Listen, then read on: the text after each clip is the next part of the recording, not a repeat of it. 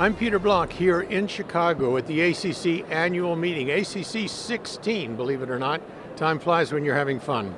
With me is Michael Gold from the Medical University of South Carolina, and I have in his study a wonderful saying, which is sympathovagal imbalance. I love that, Michael, in patients that have congestive heart failure.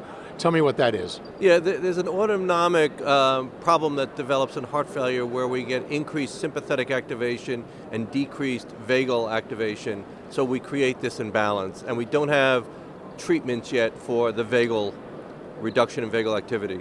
So you have a trial now that actually tests that. Tell me what the trial did. Tell me what little tools you had in order to do this trial. So this was the INOVATE-HF study, which is an implantable device that directly stimulates the vagus nerve.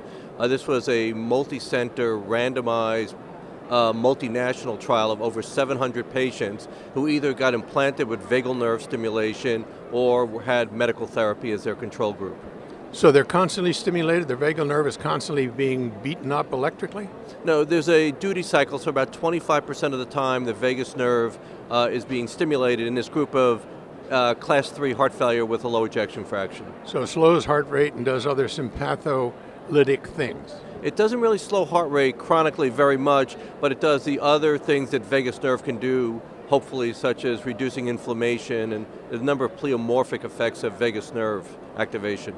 So I know that some of the pilot studies were very promising. What was the outcome of your trial?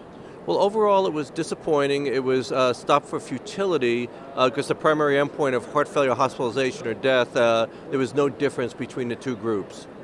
Okay, well that's a little disappointing. So any redeeming features here? What's going forward, what are you going to do about this? Well, we showed that the device was safe. There was not significant risk to the patient of the device. And we've done some further analyses suggesting that possibly stimulation current, or there may be some subgroups of patients who appear to show a better response than other groups. So whether a follow-up study can be performed remains to be seen, but a lot of useful information came out of the study.